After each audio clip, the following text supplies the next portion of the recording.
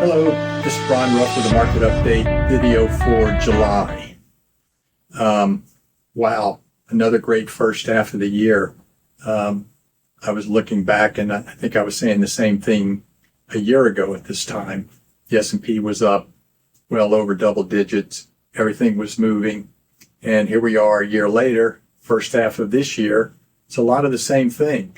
If you look at the chart here, I've got of some individual stock indices and bonds and commodities. You'll see everything is up with the exception of the intermediate bonds, which are down just slightly for the year. I mean, again, interest rates have really not come down. So it's been a rough go for the fixed income world. But equities for the most part are up. I mean, the thing that's really noticeable when you look at this chart is the S&P 500, how much ahead of everything else. It's up 15%. Everything else you look at is up mid-single digits. Small caps only up 2%. So there's this huge split in the market between what is doing well and everything else. You can see it again from this next chart where I'm just looking at individual sectors that make up the S&P. So again, we've got an index up over 15%. But look at what's really driving the index returns. There are two sectors, communication services, which is basically Google and Meta, and you've got technology. So think Apple, Microsoft, and NVIDIA. Those things are up over 20%. Look at the other 9 sectors. As a group, they're up on average maybe 5%. So that really, in a nutshell, shows you what was going on this first half of the year.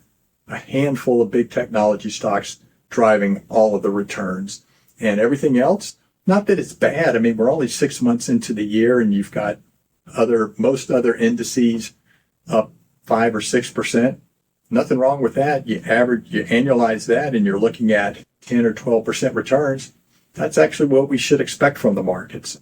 So not bad, but that great return from the S&P is really masking what's going on under the surface. This next chart really points that out in an interesting way. You're looking at the percent of stocks that have actually outperformed the index in the S&P 500. And if you look at it over time, this is going back to early 70s.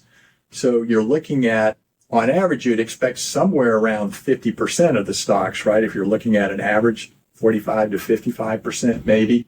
Well, this year we're on pace. Now, again, we're only halfway into the year. We're only on pace for only 25%. One stock out of 4 to actually be outperforming the index. And we haven't seen a low number like that ever. And the only other years where the numbers are close to that are last year and then the years 98 and 99. And we all know what happened in the aftermath of those 2 years. We had the internet bubble burst and we had a 3-year bear market. So I'm not calling for that in this situation, but it does show you the market is not that healthy if we have such a small number of stocks pushing the index higher, this is our big bugaboo, if you will, about the market. Otherwise, you have to be pretty comfortable with the trends, the S&P trends, certainly large cap trends in particular. But even if you look at the other indexes, the equal weight S&P, the Dow Jones Industrial, foreign stocks, there's nothing wrong with those charts. They're all in an uptrend, even though it's a messier uptrend than we see with the S&P 500. But the narrowness of the market is our big concern. And we've talked about this off and on now for over a year. So at some point, I wonder if I'm starting to sound like a broken record.